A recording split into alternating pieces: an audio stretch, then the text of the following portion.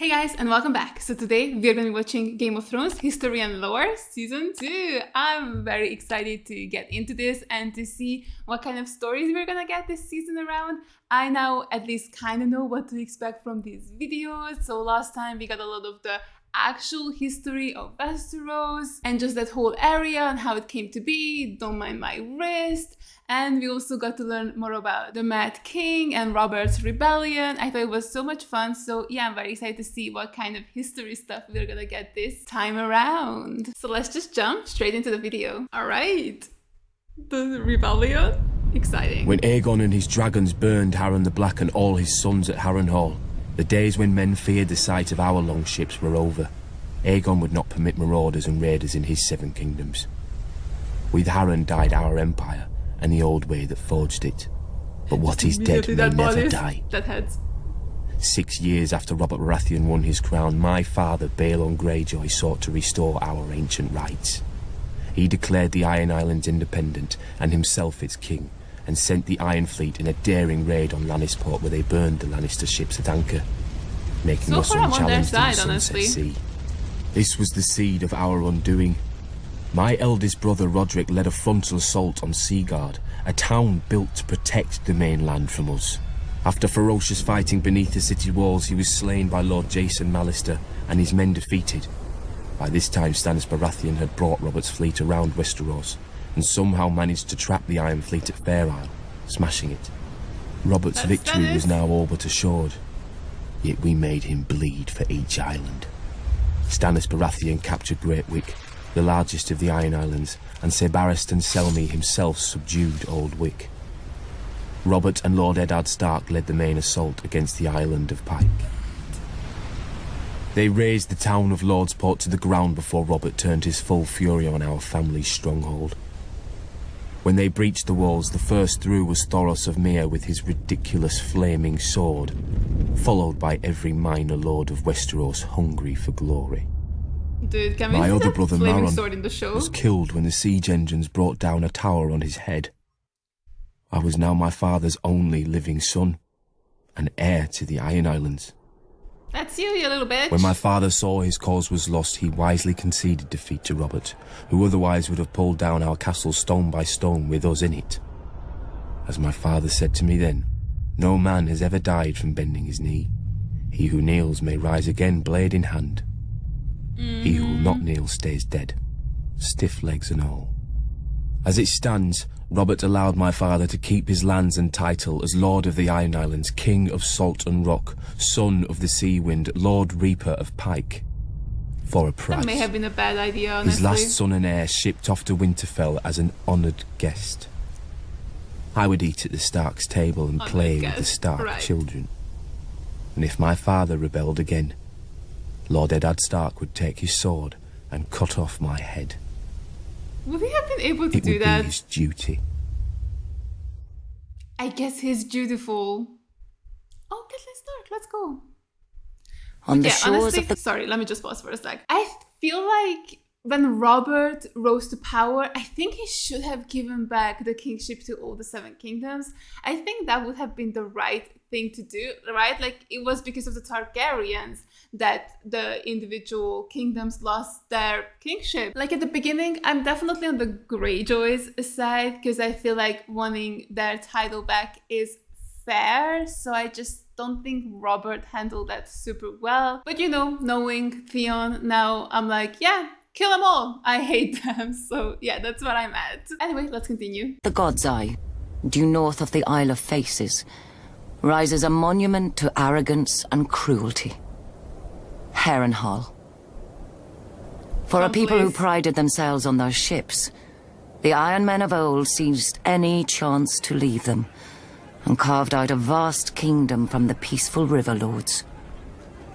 The empire reached its zenith under King Harren Hora, called the Black by those he terrorized and by his own men, though they meant it proudly. King Harren enslaved the Riverlands to raise the mightiest fortress Westeros had ever seen. A castle that could garrison 1 million men, with walls so vast that winters would come and go, and besieging armies grow old and grey before the castle fell. 5 towers he ordered, reaching into the heavens like grasping fingers. A monstrosity which he forced our people to build for their own subjugation. But the very day the slaves laid the last stone, Aegon Targaryen and his sisters arrived in the south. When they arrived with their small army, Harren laughed and shut the gates. Harrenhal would have its first test, and an easy one at that. It failed. Harrenhal could have withstood an assault from all the armies in Westeros combined. But Harren learned that the tallest and thickest walls meant little to dragons. For dragons fly. With Harren and his sons dead, Harrenhal quickly surrendered to Aegon. House Tully then raised the River Lords in rebellion against the Iron Islands. And with Aegon, we flushed the Iron Men to the sea. We should have torn down the castle stone by stone then. But Harrenhal seemed such a magnificent prize that Aegon gave it to one of his commanders, whose line then withered to extinction. As would every family to hold it thereafter. Oh, so it has a curse on it, maybe? When many speak of Harrenhal, their voices drop to whispers about Mad Lady Lothson, who was said to send a giant bat to collect children for her crockpots, and to bathe in blood and serve feasts of human flesh. About the ghosts of Black Harren and his sons who still walk the castle at night, all aflame. Of the servants who went to bed in full health, and were found in the morning, burnt to ash. Mere stories to frighten wayward children and excite young girls, you may say. You would not be entirely wrong. I would not say that. Harrenhal is a prize. A nigh impregnable castle with enough land and enough income to make a man, at a stroke, one of the greatest lords in Westeros. But you would not be entirely right either. Say by a king's grace, Harrenhal became yours. Now you must garrison it. You must repair it and maintain it. Even stretched to the ends of your means, you cannot fill and manage the whole castle. So you retreat your household to 4 of the 5 towers, then 3, then 2, then only the bottom thirds of those. You close the hall of 100 hearths and take your meals in your rooms. Even then you can't shake the feeling of desolation, that Harrenhal and its vastness is devouring you. In later years, as you bury a grandson or a great-grandson, the last of your line, you will know it has. Wait, I'm sorry. Why am I burying my grandchildren? Why am I still alive at that point? Also, okay, Harrenhal is the one that Stannis was protecting, right? But then at the end of the war or the rebellion, Robert ended up giving that to Renly, right? And now Renly is dead, and I think currently it's Littlefinger who owns it. I think he got it at some point, right? Is that why he went to meet with Tywin at that point? Like, is that his place now? So does that mean that Littlefinger will never actually have children and his line will die out with him because now the curse is on him? Possibly. Honestly, why did Stannis want Harrenhal? I'm confused. Like, again, that family line is also on the verge of dying out, right? Because it's truly just Stannis who's still alive at this point, right? Oh, and I guess Gendry. Okay, so very interesting. I really like this curse thing on Harrenhal. Very intriguing. House Greyjoy. Sorry I keep pausing though, by the way. Where the north has its honor and the south its chivalry, the Iron Islands has its strength. We call ourselves the Ironborn, and we are warriors feared throughout the Seven Kingdoms. Or so we used to be. Unlike their mainland cousins, the first men of the Iron Islands never bowed to the old gods. Theirs was the drowned god, who made the Ironborn to reave Poseidon? and sack and write their names in salt, steel, and song, that his enemy, the storm god, could not wash away. We raised our kings from our own ranks, and used beaten foes as thralls to work our mines and farm our land. Or as salt wives, if a woman was pretty enough. Such was the old way, and while we followed it, we held sway wherever the waves were heard. When Aegon came demanding fealty, King Harren the Black ruled as far east as the Trident. Other kings like the Starks could kneel, But Harren was Ironborn, and the Ironborn must be beaten. In Harrenhal, he had the mightiest castle in Westeros, and the army to defend it. But Aegon did not intend a siege. He mounted his dragon and roasted Harren and all his sons in their tower, and the Old Way with them. Because of Harren's defiance, Aegon pushed the Ironborn back to our islands and gave the Riverlands to the Tullys. But he did allow the Ironborn to choose who would lead them. It's very kind of him. House Greyjoy had always been one of the greatest houses of the Iron Islands. We trace our descent from the Age of Heroes and the legendary Grey King, who took a mermaid to wife and made war upon the Storm God for 1,000 years. You can't Blessed just by drop the that drowned lore god, and move the past Grey it. King There are fought mermaids and here? slew Naga, the great sea dragon, and took her fire for his own. A sea dragon? This Can we history see made one? our ancestor Vicon Greyjoy the natural choice to lead the Ironborn after Aegon's conquest. For 300 years, House Greyjoy ruled the Ironborn. We styled ourselves Lord of the Iron Islands, King of Sultan Rock, Son of the Sea Wind, Lord Reaper of Pike. In truth, we were thralls. Our people still chanted, "What is dead may never die." But the old way had died. Until the Targaryens followed their dragons into the grave, and our Lord Father, Balon Greyjoy, rose against the new king, Robert Baratheon. He seized our ancient crown and sent our Iron Fleet against the Lannisters at Lannisport, burning all their ships before any could weigh anchor. Though Robert and Eddard Stark would later defeat him, they understood us no better than Aegon. The Greyjoy sigil is the Kraken. What it grasped once, it will never surrender. Oh, that's such a What cool is dead shot. may Never never die. die. With but the rise wolf, again. again, the lion, and harder the stag. and Stronger. stronger.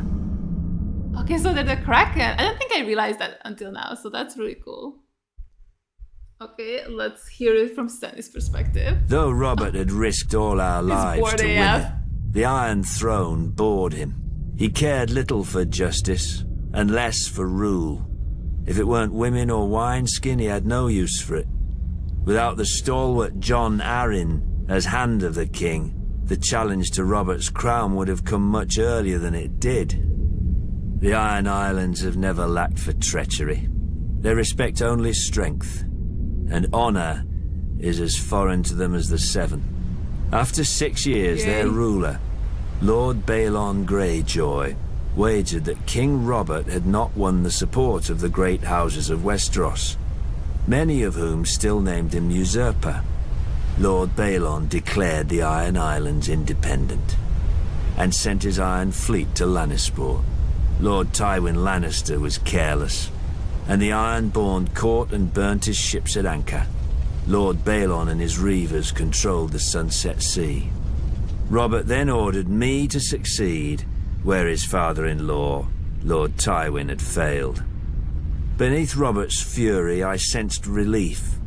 War he could understand. He would smash Lord Balon as he had Rhaegar. I raised Robert's fleet and sailed around Westeros to the Iron Islands. I set a trap for the Iron Fleet off Fair Isle. As sailors and warriors, the Ironborn are unparalleled. But they're not soldiers. They have no discipline, no strategy, no unity. In a battle, each man fights only for his own glory, and their longships are built for lightning strikes and shore raids. When the captains rushed in, I smashed their longships with our larger war galleys. The strength of the Ironborn is in their ships. With the Iron Fleet broken, I had assured Robert's victory. He could now transport troops and siege weapons to invade the Iron Islands. And contrary to Balon's hopes, Robert had plenty of both. I've never seen such allegiance as Robert could inspire in war. Enemies who tried to kill him one day would be drinking with him the next under their own fallen banners. In rebelling against the Iron Throne, Lord Balon did more than Robert ever could to cement his rule. When Robert came to the Iron Islands, he brought with him the full power of Westeros. Sir Barristan Selmy of the King's Guard led the assault on Old Wick, while I subdued Great Wick, the largest of the Iron Islands, But Robert saved the seat of House Greyjoy, Pike, for himself and Lord Eddard. Robert would later boast of the battle's bloodiness and how he could have torn down the island into the waves if Lord Balon hadn't bent the knee.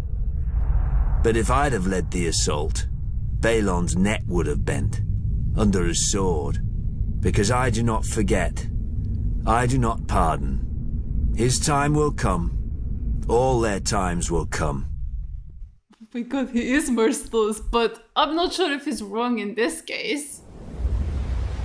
The Seven are gods of weakness and defeat, pretty chains that the first men kindly put on after the Andals crushed them, except in the Iron Islands. Since the Dawn Age, the Ironborn have followed the drowned god, who plucked fire from the sea and made us to reave and sack and carve our names in blood and song. When the Andals landed on the Iron Islands, they found a god who was father, warrior, and stranger, who took mother, maiden, and crone when he would, and held the smith in thrall. His priests are the drowned men, who are clothed and armed by the sea itself. They consecrate us to the drowned god through our most sacred rite, the drowning, and ask the god to raise us from the sea as he was, harder and stronger. The Ironborn do not fear the bloodiest battles or the roughest waves, for the drowned god taught us long ago that what is dead may never die. When an Ironborn falls, we say the drowned god needed a strong oarsman and took him below to feast in the god's watery halls, attended by mermaids. But even in death, an Ironborn is a warrior. We fight against the storm god, who holds a castle in the clouds, and sends the winds to lure the Ironborn off course or wreck our ships. It's said my legendary ancestor, the Grey King, waged war upon the storm god for 1,000 years. With the drowned god's help, he slew the great sea dragon Naga and used her bones for his haul. After his death, the storm god tried to wash away any memory of this terrible foe, but his songs fill our halls to this day. It was the storm god who first blew the Andals to the Iron Islands, to subdue us and turn us from our faith. True, they conquered and killed our king, but in time they forsook their septs for the shore, and their fat septons for the drowned men. The Andals came to us as conquerors. In the end, they drowned. The Ironborn are of the sea, as our god made us, and given to it as our god taught us. We do not fear the storm god's winds or his waves, but you should, for they bring us to you.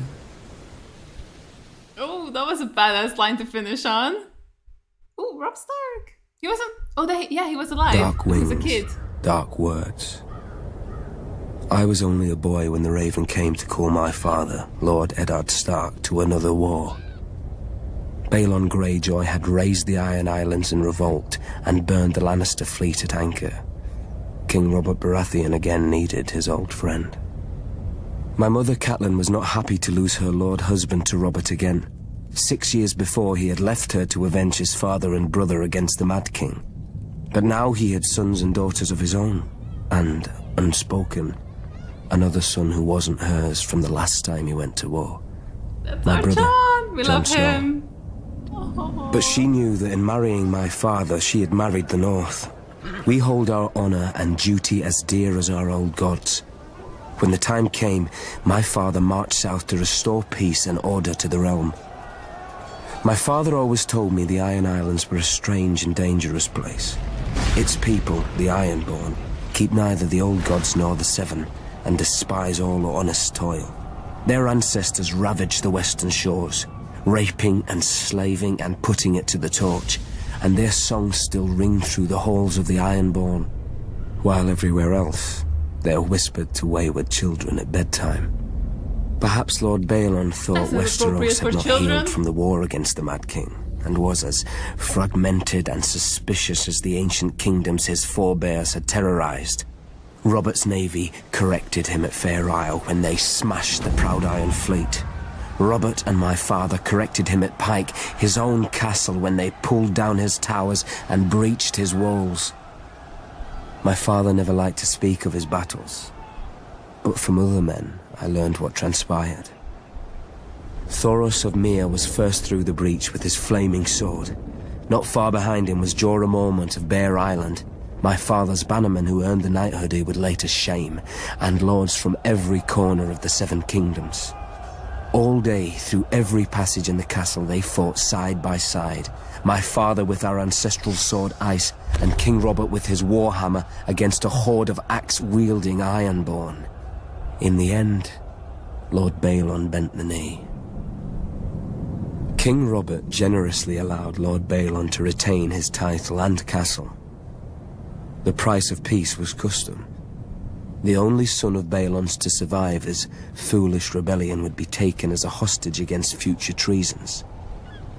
My father even volunteered to foster the boy himself, I suspect, to make Theon Greyjoy a different man than his father, who would bring honor and duty to the Iron Islands when he returned as heir.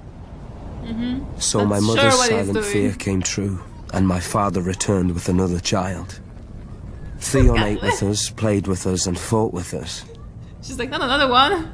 Once the great bond between my father and Robert Baratheon united the realm against a mad king and brought him to justice for his crimes.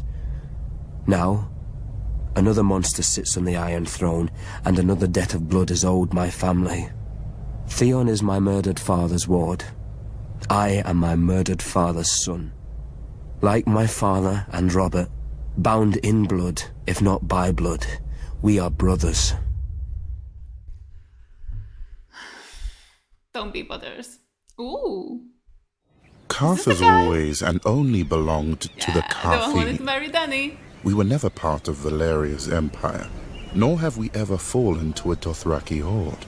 Our walls and the red waste outside them guard us from such annoyance.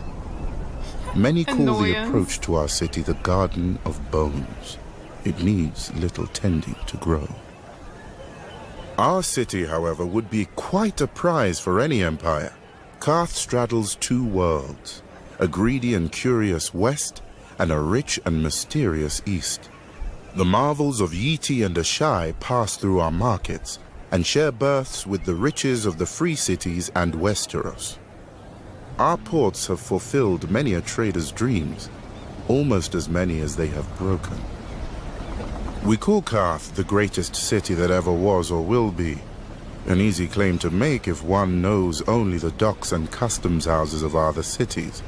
An easy lie to swallow if a people see only the gold and jewels of their rulers, which we, the 13 who govern the city, are careful to ensure. Yeah, the 13. The proud They still Karthini exist. shook off the yoke of unjust kings long ago, so they are told at festivals by the pureborn, the king's direct descendants who have controlled the 13 ever since. Only now, instead of scepters, they use ships.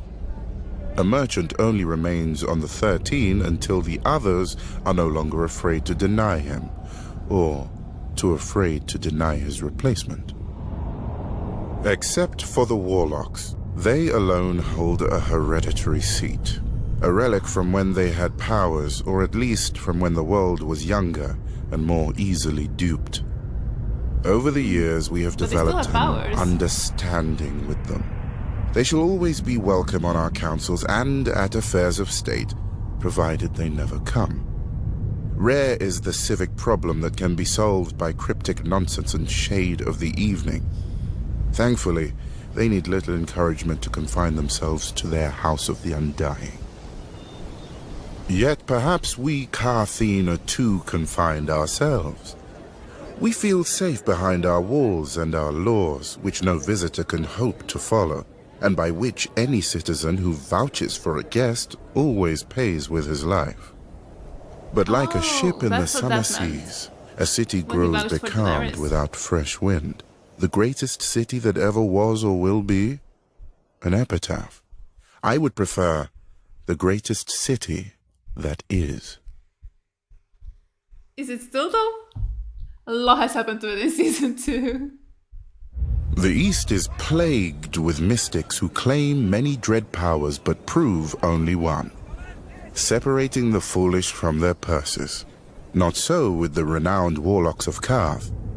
They demand a much dearer coin in return for their parlor tricks.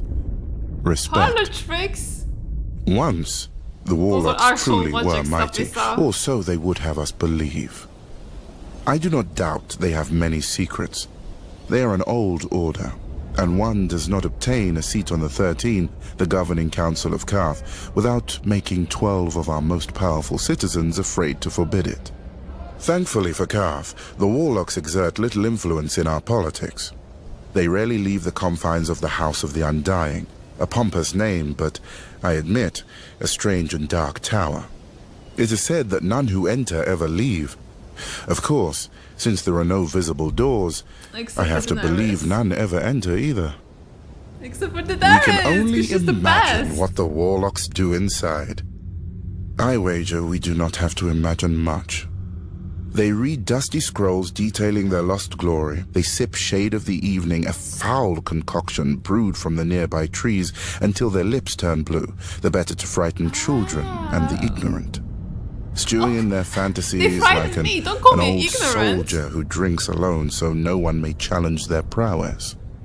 Whatever the warlocks may wish, their magic, like all magic, is dead in the world, if it ever existed. Though, one does hear strange whispers of late. Glass candles that have been cold for 100 years, now burning. Ghost grass come back because of found the dragons far and from the what lands Dany of the did? shadow. A Khalasar led by a woman with 3 heads. Trader's nonsense, most likely. But should the warlocks' Do they mean the haunted dragons? magic ever return, that would be a dangerous day for Karth. I shall need to keep my eyes on them. Indeed. Oh, indeed, man. You should not have let them in. Also, I didn't realize there were At its multiple height, warlocks. I the thought it was one Valyrian warlock that could freehold just like ruled clone over half the himself. known world.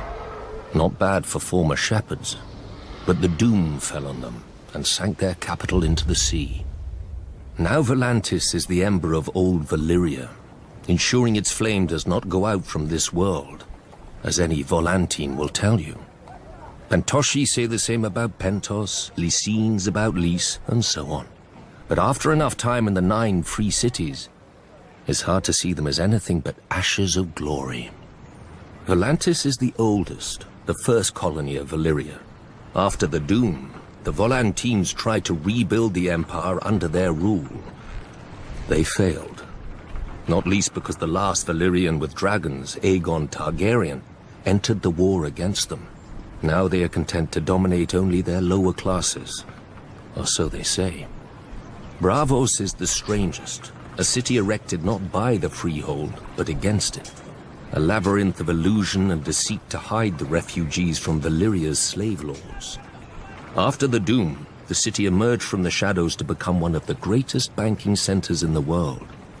A man can get anything in Braavos, for a price. Especially death.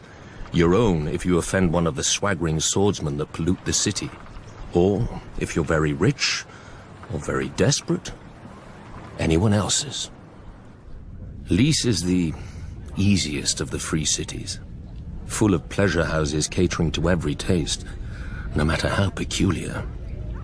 Many men lose themselves in Lys and are never found, at least alive. When a man runs out of coin, the Lycines may grant him their other speciality on the house: poison. Pentos is the most ruthless. The Magisters make a great show of choosing the Prince of Pentos from the great families and granting him the powers of trade, justice, and war, as long as he checks with them first. On the new year, to bring good fortune to Pentos, this prince must deflower the Maid of the Field and the Maid of the Seas. I confess I don't know how each is chosen, or what becomes of them after serving their purpose. But if a crop should fail or a war be lost, the Magisters will slit the prince's throat and choose another. The other free cities are known for what they make. Mia has its lenses and finery, Norvos its axes, Quohor its smiths who can reforge Valyrian steel, Tyrosh its colors. I'm sure Lorath had something to the world, but I can't think of it. Frankly, the 9 of them are more alike than they would care to admit. They hire the same soldiers to fight the same wars for the same rulers, the rich, be they called magisters, archons, or what have you. When a Dothraki Khalasar approaches, they gift the same tribute to avoid the same sacking. For thousands of years, the disgraced of Westeros have drained east to pool in the free cities, where a man of honor counts for less than nothing, unless it raises his price. Better men than I have learned that what a man sells for gold, he can never buy back. He must earn it, by fire and blood. I wonder if we'll get to visit these cities next season. Would be cool. My brother Robert Baratheon had raised the banners of Storm's End, our ancestral castle, against the mad King Aerys. Jon Arryn of the Vale and Eddard Stark of the North stood with him, and Hoster Tully of the Riverlands would join. But their lands were far from ours, and separated by the combined strength of the West, the Reach, and King's Landing itself. Even Robert's own lords were against him. It was the hardest choice I've ever made. My brother or my king. Blood or honor. Aerys ruled by right of all the laws in Westeros. Everyone knew the price of defiance, but there are deeper, older laws. The younger brother bows before the elder. I followed Robert. Early in the war, Mace Tyrell's indecisive victory at Ashford cut Robert off from Storm's End. Instead of pursuing Robert and risking his record, Mace Tyrell turned east and laid siege to our home. His vast army and navy encircled us and prevented any resupply by land or sea. If a wagon tried to reach us, it was burnt. If a ship tried to land, it was sunk. We were locked in Storm's End to starve, but Robert commanded me to hold the castle no matter the cost. Oh, He could ill afford to lose his ancient seat, which had never fallen. While Robert smashed Rhaegar on the Trident, my men ate the dogs, because the horses had already been devoured. Yeah, While the remember that story. Lannisters sacked King's Landing, we ate the rats. If the smuggler Davos had not slipped through the Tyrell blockade with his onions, we'd have eaten our own dead. But I held the castle until Lord Eddard remembered us and marched to lift the siege. The Tyrells didn't even put up a fight. And Robert threw a feast to celebrate Lord Eddard's victory. I was sent to the Royal Island stronghold of Dragonstone to deal with Viserys and Daenerys, the last surviving Targaryen children. Before I And you arrived, failed. however, they escaped across the narrow sea. Robert was furious. He stripped me of Storm's End and gave it to that prancing fool Renly, That's why? my younger brother. Dude, he was I just could like, what keep was he supposed to do? Dragonstone. Now Robert is Maybe dead, Robert should and a have gotten bastard to pretender Storm's soils my End throne while the quicker, you realm know? fills with schemers and traitors. But the rightful king is coming for them all, and I will not stop until I have scoured this land clean of abomination. The Baratheons say, ours is the fury. I will show them. Fury burns. Okay, that was so cool. I kind of do really like Stannis, honestly. I'm kind of rooting for him. Family, duty, honor. Every Tully child learns our words, but I was a woman before I understood them. Years before, my father had taken to foster the son of a wartime friend, a minor lord on the Fingers. The boy had arrived at our castle as Peter Baelish. Oh Due my to God, his home and Littlefinger. size, my brother soon named him Littlefinger. When I came of age, Brandon Stark of Winterfell sought and won my hand. To my father, Brandon was heir to the north and a suitable match for a daughter of House Tully. To me, Brandon was wild and terrifying, never far from laughter or trouble. I loved him with all the fire of a first passion, much I came to realize as Peter loved me. When Peter heard of my engagement, he challenged Brandon to a duel. Peter survived only because I begged Brandon not to kill him. I still thought of Peter as family. Why is he Now. laughing though? I wish I had let him die. Only days before my wedding, when I thought to be happy forever, Prince Rhaegar Targaryen abducted Brandon's sister, Lyanna. Hot-blooded as always, Brandon immediately rode for King's Landing to demand justice, which the Mad King Aerys Targaryen gave him, in his own twisted fashion. The day the Raven arrived with the news of my Brandon's death, I locked myself in a room and refused to eat for days, until my father reminded me of my duty. I was to marry Eddard, Brandon's younger brother. A man whom I had never met, though of whom none spoke ill, or spoke anything at all. Our union would cement an alliance of the North, Vale, Stormlands, and Riverlands in rebellion against the Mad King. I was a Tully. I did my duty. We were married quickly, and were spared only one night before he had to return to the field. I spent the war by the windows, waiting for a raven to hear if my son would grow up fatherless or at all. Wow, one night and We she's knew already the pregnant? price of defeat. Ned Stark seed is I scoured strong. the kitchens and washing rooms for any and all gossip. Robert had won and crushed the Mad King. Robert had lost, but Jaime Lannister was now king. Robert had almost won, but the Mad King had become a dragon and burned King's Landing to ash. At Very night, cool. I told myself the war would end soon and bring peace. Either a victory or the grave. I was wrong. Robert won, and my husband avenged his brother and my love. But when he came home to me, he could not meet my eyes. I saw the reason by his side. Many men have bastards, I know. And under the strain of war, any man, no matter how honorable, may forsake his vows for a night of warmth that he may never know again. But Ned Stark was not built like other men. His northern honor would not let him sequester his shame in some distant holdfast. He brought this boy, this Jon Snow, home to raise with his true-born children. My children. Yet even these bitter memories are sweet now. They are all I have left of my Ned.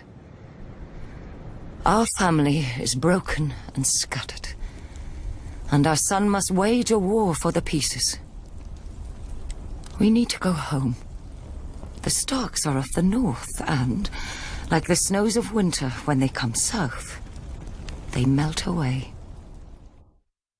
Okay, this was so sad, but also now it all makes sense. I feel like I didn't really have the timeline right in my head about Ned bringing home Jon Snow. Like, he literally just met Catelyn, they just got married, and then he left. So I understand it more now. I mean, I'm on Catelyn's side where it's like, yeah, he doesn't seem like the cheating type, but again, it's not like they were in love at that point or really knew each other yet. You know, in my head, I was like, oh, they love each other. Why would Ned ever cheat on her? But it all makes sense now. Like, it happened very early into their relationship, which was just raped at that point. So, yeah, very interesting. In King's Landing, if you leave the Red Keep and aren't careful, you may find yourself in Flea Bottom. In such a cesspool did House Seaworth have its glorious start. I got out as soon as I could, finding work on a smuggler's ship.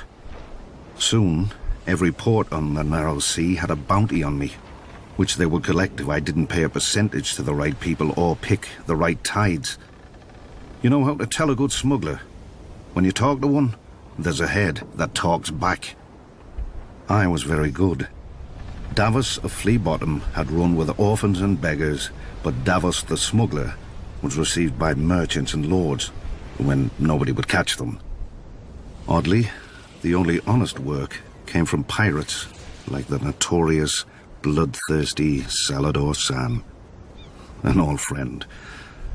All he ever wanted was someone to buy his cargo quickly before the tide left, and sell it without telling where I got it.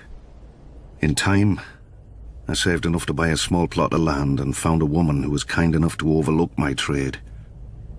She gave me a son, Mathos. And we dreamt of the traders' circle round the Jade Sea, just one trip and I could settle us and our family for life. Then some Storm Lord revolted against the Iron Throne. Wars are not as good for smugglers as you'd think. Every harbour fills with guards and inspectors, and the seas filled with blockades and pirates paid by each side to prey on the other. Though I had no love for the Mad King, I'd grown up around the power of King's Landing. I figured this Robert Baratheon would end the same as the other rebel lords, burnt to ash. But he didn't. The North, the Riverlands and the Vale joined him. And in the taverns, people drank to Robert's health openly. Brave fools, I thought. But I had a family who'd be left in the cold if I lost my head. When Mace Tyrell marched on Robert's home of Storm's End, I spied the end of the rebellion. The castle was garrisoned by Robert's younger brother Stannis and a small guard, and would not hold out for long. When it fell, Robert would be homeless, and his support would bleed away. This I knew from experience. Months later, Stannis was still holding the castle. Nobody cared. But on voyages, I had seen what famine does, and I thought of all those men in Storm's End who would die unmourned and forgotten. No better than flea-bottom orphans. I told my wife and myself that I'd get a high price for the onions and salt beef.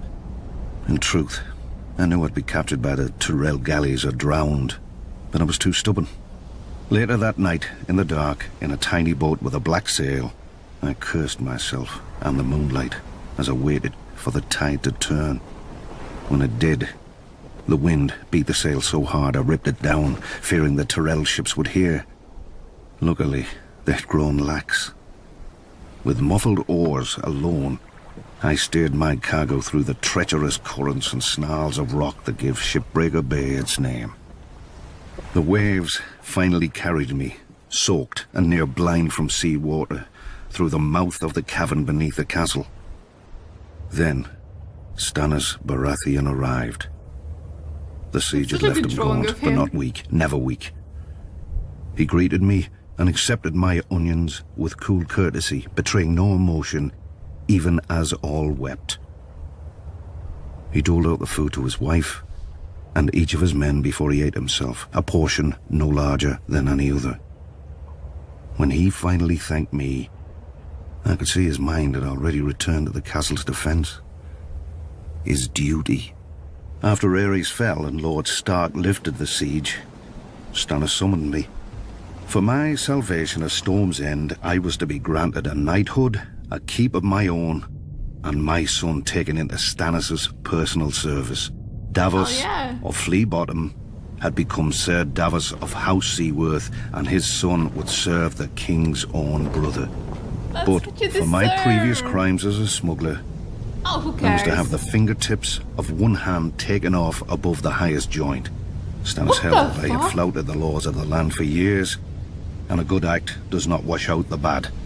In one fell swoop, or 5, Stannis gave my son a future and my family a name that I could never have imagined, nor earned on my own. I still keep the finger bones in a bag around my neck, to remind me what I was and what I owed to Stannis. For during my many years as a smuggler, I visited many ports, taverns and back alleys, and saw many things in this world, but never justice. Until Stannis. Oh, dude. Okay, first of all, love Davos. Greatest character. Love Stannis, but like... Some great houses call us upstarts. But the truth is that while the Starks and Lannisters fell to the Targaryens in defeat, House Tyrell rose.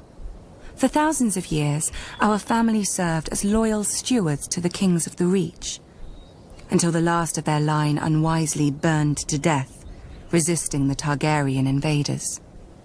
To save the Reach from a similar fate, we yielded the castle of Highgarden to Aegon and his sisters.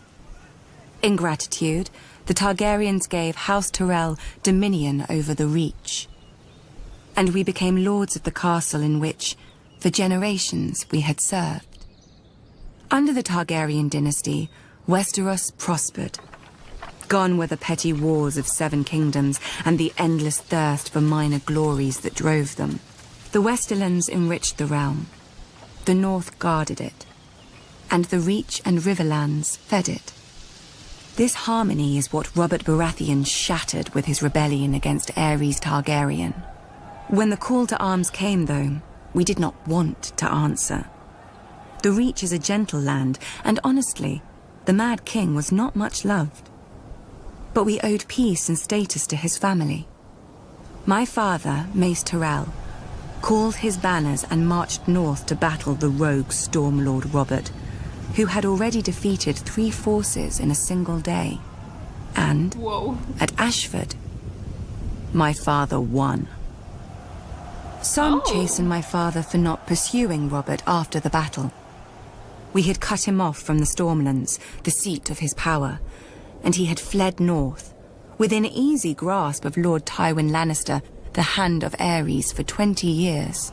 My father moved instead to lay siege to Robert's ancestral stronghold of Storm's End. The rose would strangle the stag as the lion pounced. So we waited. But the lion slumbered, and Robert slipped past the king's forces to join Ned Stark. Right, because We could have lifted the siege and deployed our armies north to aid the crown. We could have stormed the walls of the castle and made Robert homeless. But we had ample supplies, control of land and sea, and most of all, patience. Oh, so they were starving them Our to death siege on would purpose. succeed, eventually, at little cost of life to us. Dude, that's diabolical. If Robert prolonged the war I with love minor it. victories, our capture of Storm's End would hasten his downfall. And if Robert won the war, well, it would not do for him to find us in his halls with the bodies of his brother Stannis and his sworn men. When the lion finally showed his colors and purged King's Landing, we knew our cause was lost. My father chose the peaceful route and bent the knee to Robert, who heartily pardoned us. Thank God. Strange, considering how we'd beaten him and starved his brother to the brink of death. We were to keep our Robert's lands, like, I never liked my castle, brother and anyway, title, so it's fine. but we knew that we would never be welcome at court. It didn't matter. Well, now The you're gonna be Reach was queen, still bitch. the most fertile of the Seven Kingdoms, and under our hand. Every flower, even the rose, needs pruning. Then it grows strong. Ooh, I love the Tyrell. It's very interesting. It's also just cool to hear from people who were for the Mad King and who were on the other side House of the Tyrell rebellion. trace our descent Very to Garth interesting. Greenhand, the legendary first king of the Reach who made the land bloom. But so too does every noble house around us. It seems dear ancestor Garth planted as many flowers as he plucked. A king should have more consideration for his line, don't you think? For over 1,000 years, the Greenhand sons and grandsons ruled the Reach as House Gardener. The offshoots of his daughters grew into vast and powerful houses in their own right, except for House Tyrell. We chose instead to serve our Gardener cousins faithfully as stewards, to manage their stronghold of Highgarden and the daily affairs of the Reach. Our words are growing strong. And under our stewardship, the Reach did just that. As did we. Until a blundering king almost cost us everything. Aegon Targaryen had landed in Westeros. King Mern allied us with the Rock to repel the upstart's army.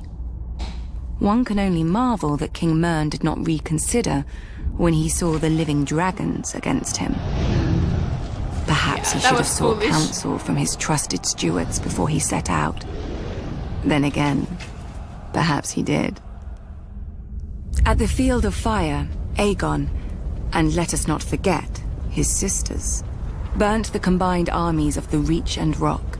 King Mern paid for his misjudgment with his life and that of his ancient family.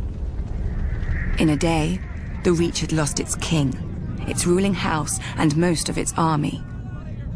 Thankfully for everyone, my ancestor, Harlan Tyrell, had better sense.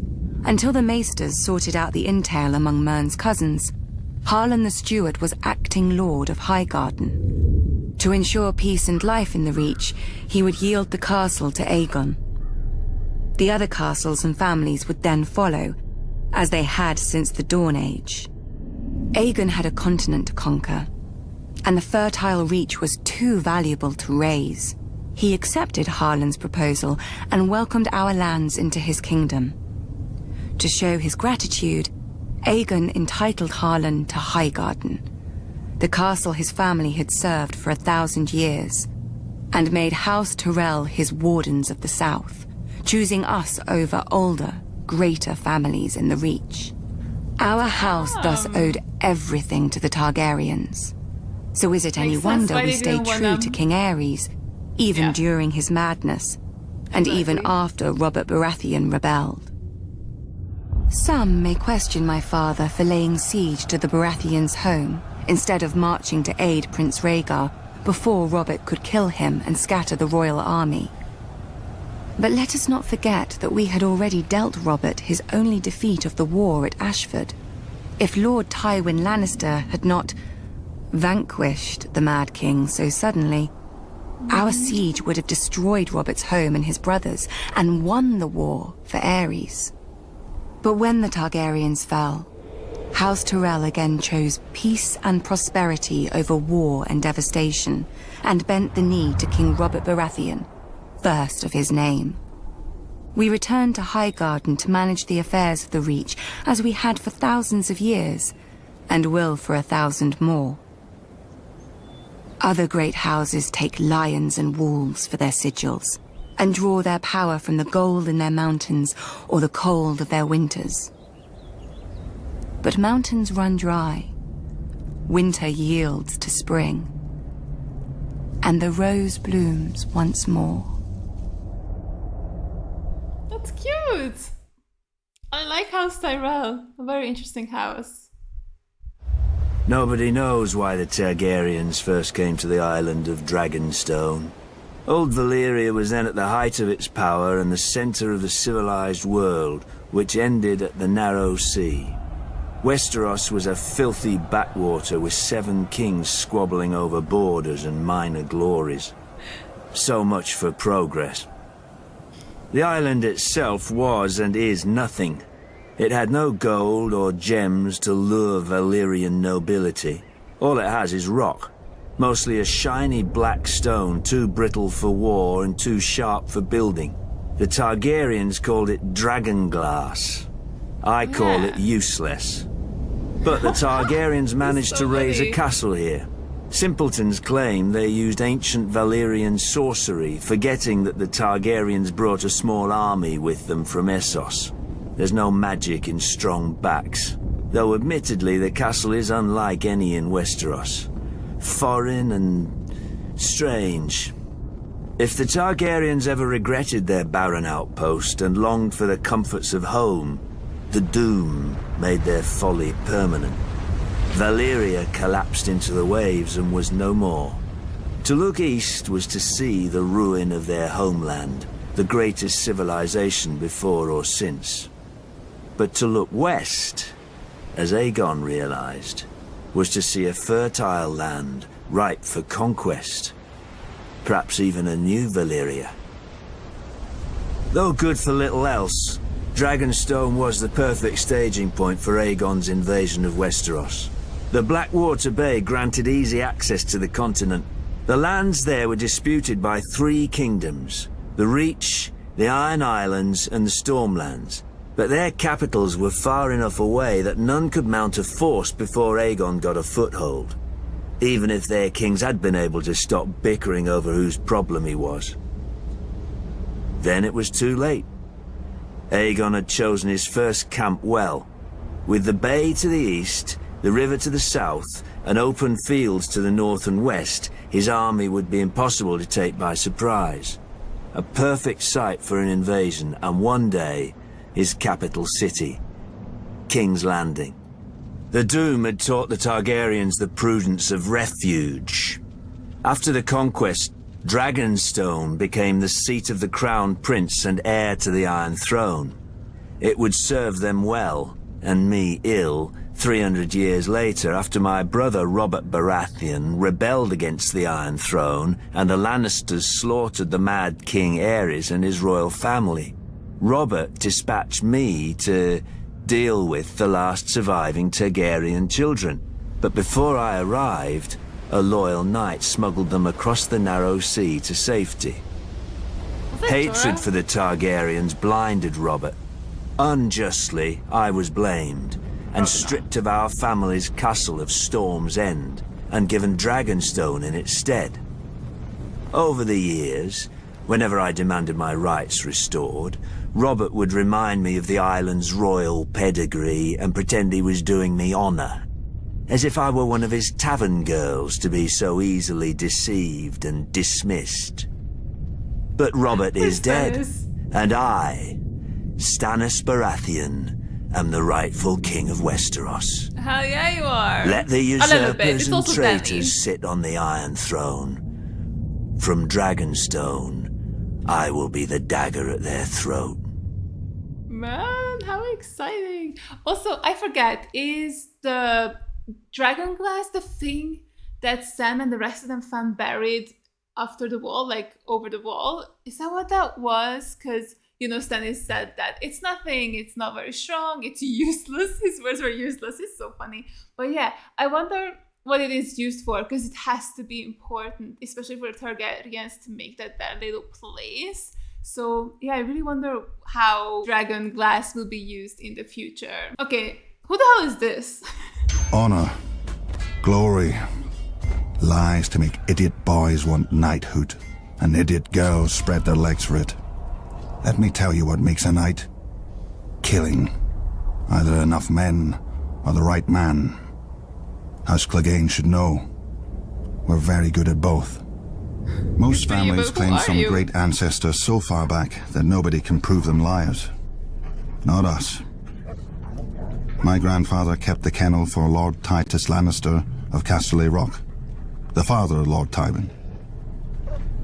Lord Titus was a weak man who didn't know it. One day while hunting, he stumbled on a lioness. Instead of embracing the man who wore her on his banners, she tried to tear out his throat. Lucky my grandfather came up with the dogs and drove the big cat away. As a reward, the Cleganes got lands and a keep and a son to squire for the Lannisters. We took the 3 hounds who died for them as our new sigil. When Tywin Lannister became Lord of Casterly Rock, he wanted more from his former kennel master than fealty. He bet that training hounds to kill isn't far from training boys to kill. In just 2 generations, my brother Gregor and I proved him right. I gutted my first man at 12. Years after, servants started disappearing in our keep, and even a sister I don't remember. But nobody could prove anything against Gregor, or dared if they caught him at it. For my father wanted a knight in our family, and thought he'd found one in Gregor, who at 13 towered over enough men that they called him the Mountain. Sure, Gregor looks quite the champion from a distance, but a mountain can't cleave a man in half with one blow, and won't break a wench's face if she talks. Through Lord Tywin's influence, Prince Rhaegar Targaryen kindly anointed my brother personally. A great honor for our family, everyone said. 1 year later, Sir Gregor chivalrously sacked the prince's city, brained the prince's baby, and raped and murdered the prince's wife, winning our family yet more honor from the new king and queen. Soon after, my father died. They say in a hunting accident. The same day that Gregor became lord of the Clegane lands, gold and anything under his roof, I left our home to take service at Casterly Rock. Lord Tywin is not like his father. Neither is King Joffrey, or the likes of me would never be on the King's Guard, with all those true knights. Between them, a man who serves the Lannisters will never lack for killing. I'll guard this king, such as he is. Gregor will kill the other ones, such as he does. When we're done, We'll see how many people still believe in songs and fairy tales. Okay, wait, was that the Hound? That whole time, that took me that long, but was that the Hound? Because I feel like, was the mountain's name Gregor? Maybe? I don't remember. I never learned their real names. I was just like the Hound and the mountain. But with that picture at the end, with like the Hound standing next to Joffrey, was he talking about himself? Oh man, I'm so sorry. I never learned their real names. That's on me. And now, again, who the hell is this? Dragons conquered the Seven Kingdoms. But to rule them, the Targaryens needed a less temperamental tool. Oh, it's the... When the great King Maegor saw the power of the Alchemist Guild, he blessed us with his patronage. In those days, we commonly transmuted metals and other wonders, but the king was most interested in our mastery of the substance, which those not of our order dubbed wildfire. A slight misnomer. To the uninitiated, the substance indeed seems uncontrollable. Water will not extinguish it, nor plate of steel repel it. Our order alone knows its secrets. In bare stone cells beneath the guild hall, our acolytes prepare the substance with utmost care and ancient magic. Apprentices then remove the jars to a secure storage.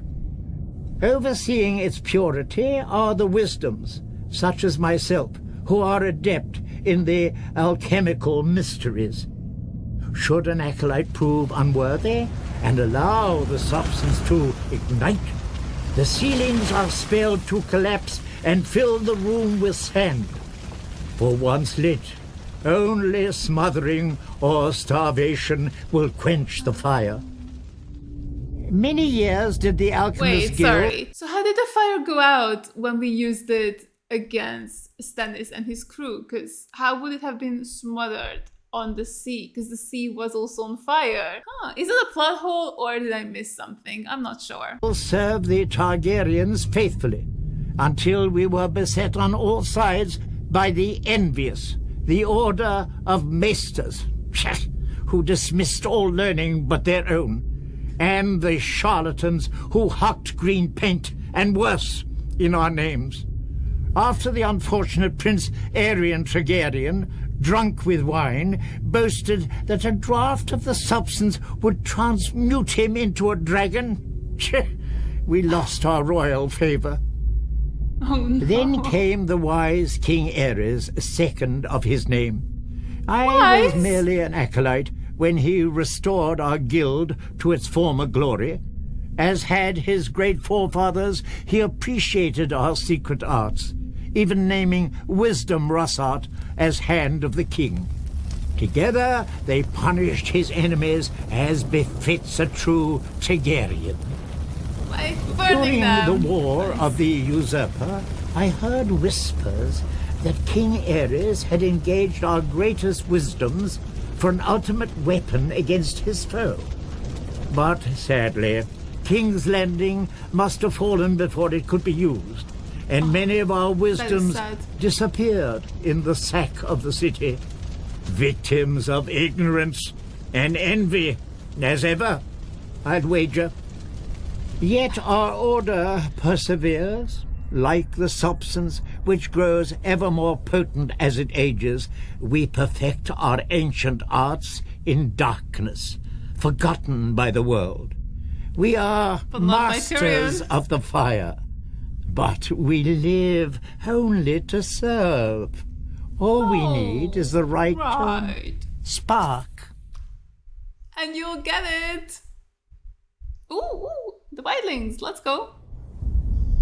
A long time ago, they say, some old southern king enslaved our giants by magic and forced them to build your famous wall. Then he kicked all of my kind to the other side and raised an army to keep us there.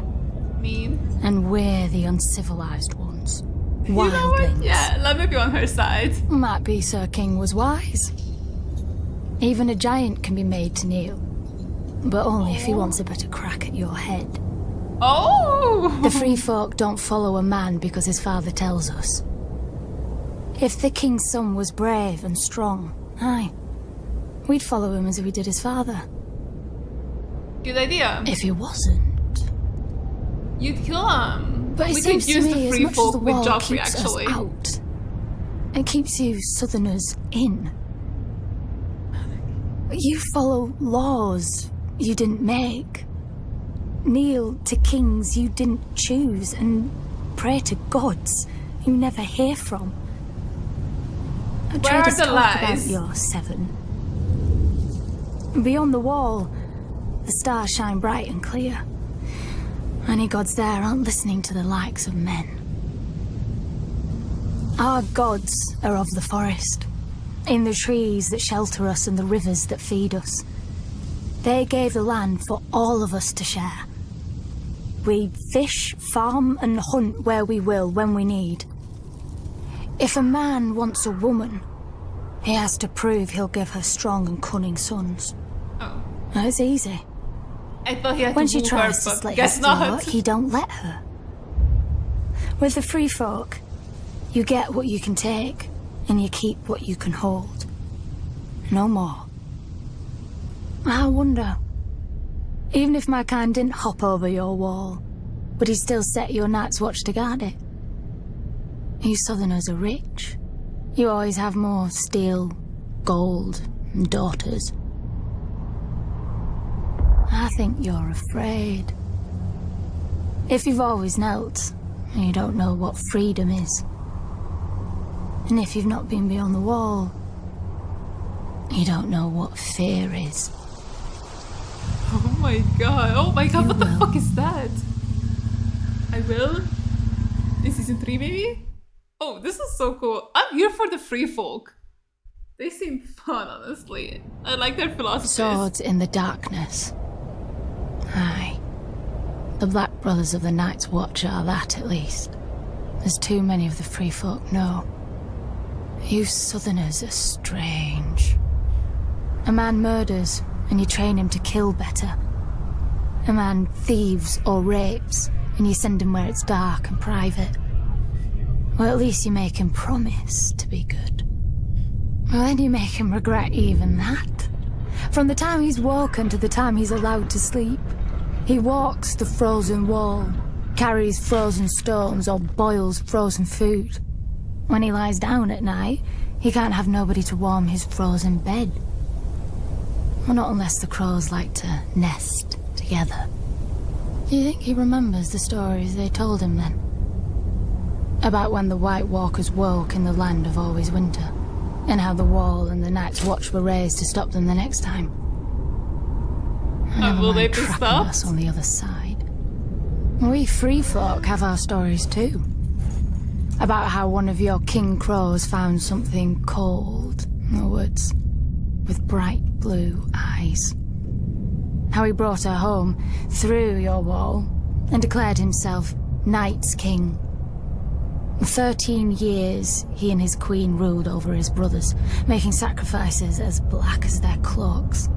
Lucky for you Southerners, the free folk rallied to a king beyond the wall, as we will when need be, and marched on the ancient castle he'd taken for his own, the Night Fort. With the help of the Starks, we killed the demon and cleansed your precious watch. And then they thanked us and kicked us back across the wall, as you always have. Gendel, Raymond Redbeard, the Horned Lord, each chosen as a king beyond the wall, each promising victory. And all falling to the Night's Watch and the Starks. But this time is different. Our new king knows your tricks. You called him a brother crow once, but you never forgot his wings. We know how you think. We know where you're weak. Watch for us from your wall if you like. With the cold, you won't even feel the blade slip into your back. Oh my god, that was so fucking cool. Holy shit. Okay, that last story was my absolute favorite. That gave me like the craziest information. So wait, someone from the Night's Watch went over to the wall, saw a White Walker lady and was like, I'm gonna make that my woman, and then brought her home, and for 13 years they ruled over the wall, and then the free folk came and took it down because they were on our side and they worked together with the Starks. Like, that's so cool. And now I fully understand why they were so excited to meet Jon, or why they had that reaction to him, where they were like, oh, you're a Stark? That means our king would want to meet ya. It's because they were allies at one point, and yeah, they got kicked over to the wall again, but I really love that. I was not expecting this little story, so yeah, that was such a cool little revelation. I feel like with the other stuff I saw here, most of the basic story was like already known to me throughout the show. Like, I loved learning more about it and like getting extra information, especially the Davos story, because I didn't realize exactly how that went down, and I really love him. I love how he was just like, fuck it, I can't watch men suffer. I know what starvation does. I just can't let that happen to them. And then he was just like off. Like, he didn't even know Stannis. He didn't know any of that. And he outed himself as a smuggler and lost his fingertips for this. But he still did it because that was the right thing to do. And I thought that was really cool. I really loved his story. I love Davos. I really like Stannis. But, you know, like the basis of the stories I already knew. But this was completely new information for me. And I really enjoyed it. And it makes me so excited, especially for this storyline for season 3 with Jon meeting the new king and how that'll go. And yeah, very intriguing stuff. So yeah, I really enjoyed this little history and lore video, learned a bunch more new stuff, and found some new appreciation for some of these characters, especially Stannis, Davos, and Ygritte. I don't know how you pronounce her name. The little free folk woman. She's freaking amazing. I'm really starting to love her a lot. So yeah, this was really fun, and I really hope you guys enjoyed this reaction. Thank you so much for watching, and as always, a huge shout out goes out to all my Patreons for supporting me. Thank you guys so much. You guys are the best. I really appreciate every single one of you. And if you guys enjoyed this video, make sure to give it a like, leave a comment down below, and subscribe to my channel. And I'll see you guys in the next one. Bye! I tried so hard, but all these scars, they cut so deep, I bleed. I fell so fast from heaven, it's like someone clipped my